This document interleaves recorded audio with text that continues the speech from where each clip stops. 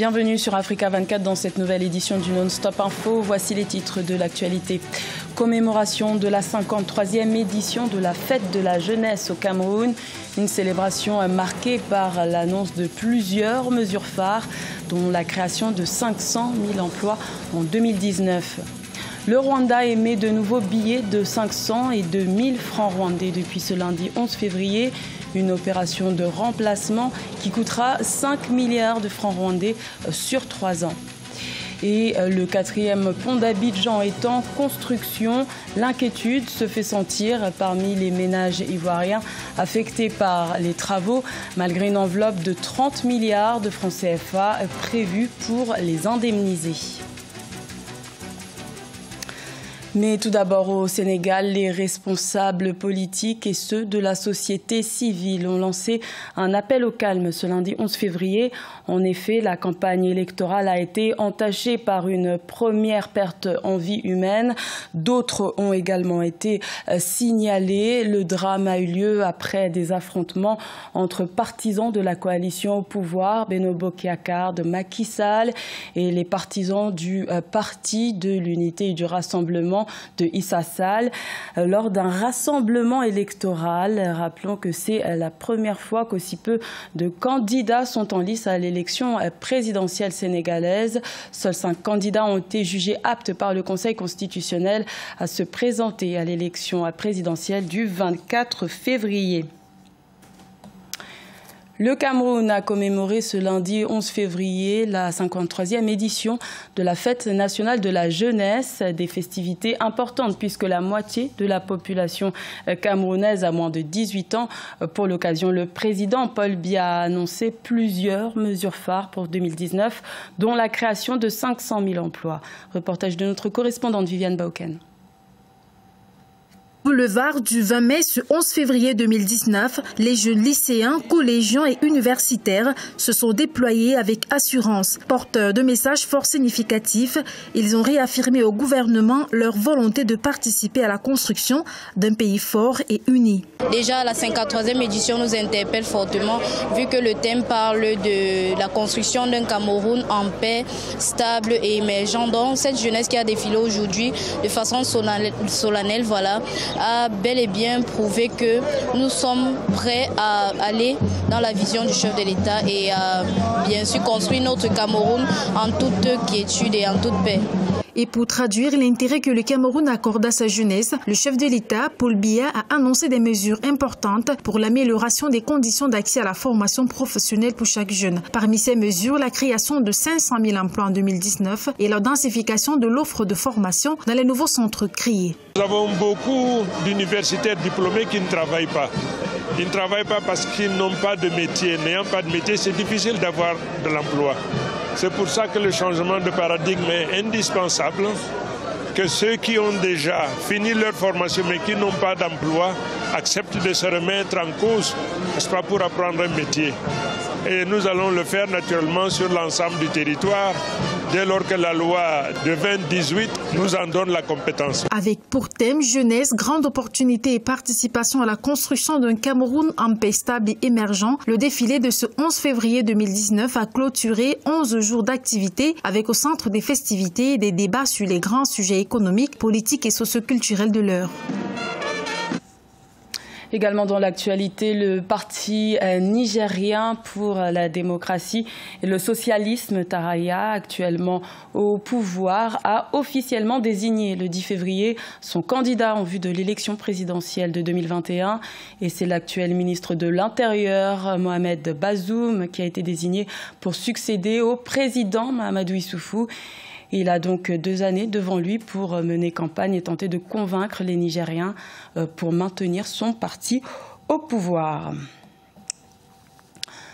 Le Rwanda imprime de nouveaux billets de 500 et de 1000 francs rwandais depuis ce lundi 11 février. Ces billets doivent remplacer ceux qui avaient été imprimés en 2013 et 2015. Pour des raisons de sécurité, le coût de ces opérations s'élève à 5 milliards de francs rwandais sur 3 ans. Reportage de notre correspondant Fraternda Kaisenga.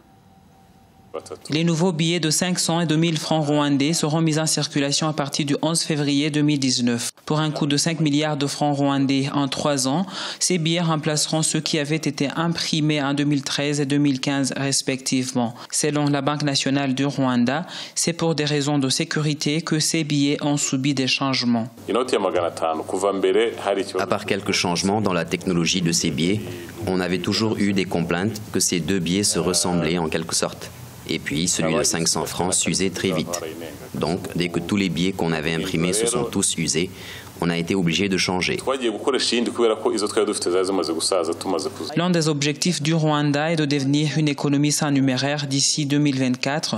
Mais selon les autorités rwandaises, bien qu'il y ait eu des améliorations dans ce sens, ce processus prendra un peu plus de temps que prévu.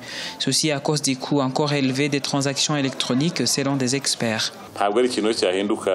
C'est vrai, on fait la promotion d'une économie sans numéraire, mais ce n'est pas une chose qui change en une nuit. Ça prend du temps pour que tout le monde puisse comprendre. Même dans les pays développés, on imprime toujours des billets.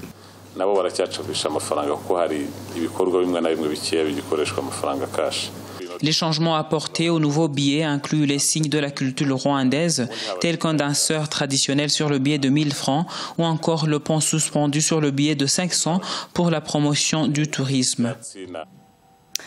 Adoptée en 2015, la zone de libre-échange continentale pourrait entrer en vigueur en 2019. La création d'un marché unique de plus de 1,2 milliard de consommateurs est sur le point d'être lancée, d'après les dernières informations données lors du 32e sommet de l'Union africaine qui s'est clôturé ce 11 février. Retour sur les avantages que représente la ZLEC avec Ange Noménio. Selon une étude de la Banque africaine de développement, la mise en place d'une zone de libre-échange continentale pourrait faire augmenter de 15% le commerce intra-africain. Cette estimation de l'institution financière intervient dans un contexte où la croissance du continent reste peu inclusive. Occasion pour les pays africains de revoir leur position par rapport à l'application de la ZLEC. L'un des handicaps au problème de libre circulation des personnes et des marchandises, c'est le manque d'intégration des politiques, le manque d'harmonisation des réglementations. Il y a beaucoup d'efforts à faire, d'abord sur le plan politique, sur le plan législatif, sur le plan réglementaire et sur le plan des pratiques commerciales. Selon certains spécialistes, la mise en place d'une zone de libre-échange continentale pourrait faire générer un gain de 2,8 milliards de dollars à l'Afrique, au cas où les pays africains décident d'aller plus loin et d'appliquer l'accord de facilitation des échanges de l'Organisation mondiale du commerce. C'est un gain total d'environ 100 milliards de dollars qui pourrait être généré. Pour moi, le libre-échange est un levier très important pour les PME africaines. Sans libre-échange, à court terme, les PME ne peuvent pas efficacement promouvoir. Alors, les petites et moyennes entreprises, maintenant, auront un marché de proximité, mais aussi un marché plus accessible au niveau de l'infrastructure qualité. Selon l'Union africaine, 22 ratifications sont nécessaires pour que la ZLEC entre en vigueur. Le projet vise à regrouper au total 55 États dans une zone de libre-échange.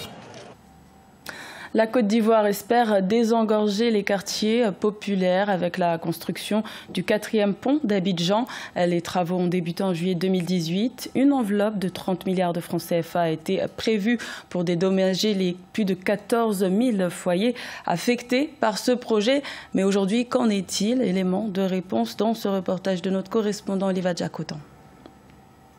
Après une organisation non gouvernementale, c'est au tour de certains chefs traditionnels de demander aux autorités ivoiriennes d'indemniser et de reloger les populations impactées par le projet de construction du 4e pont avant le démarrage des travaux. L'opération de déguerpissement est imminente, mais l'indemnisation et le recasement tardent à se concrétiser pour certaines personnes. Le projet du 4e pont sera menacé. Peut-être on va même qu'il y aura les grèves où les gens vont se lever encore pour faire blocage aux travaux. Pour dire qu'il faut forcément que non, on les recase. Donc moi, ce que moi je peux dire à travers votre micro, c'est d'interpeller seulement l'État de Côte d'Ivoire à être regardant sur tout ce dossier. Les chefs traditionnels se félicitent néanmoins de la décision du gouvernement de renoncer à la destruction de 68 habitations d'Adjamé village dans le cadre de la construction du 4e pont. De juste village trouvé, donc le village d'Adjamé ne sera pas déguerpi. Le village d'Adjamé va rester où depuis Belle-Luette, le village d'Adjamé est, mais seulement c'est le pont qui sera tout juste décalé. Je suis ravi et je suis tellement content parce que nous, en tant que chef traditionnel, qu'est-ce qu'on recherche à la fin? c'est la paix, la cohésion sociale et la réconciliation. D'un coût global de 109 milliards de francs CFA, le lancement des travaux de construction du 4e pont a été effectué en juillet 2018. Cette infrastructure traversera les communes de Yopougon, d'Atekoubé et d'Adjamé. C'était le journal de la rédaction. Merci de l'avoir suivi. L'information continue sur Africa 24.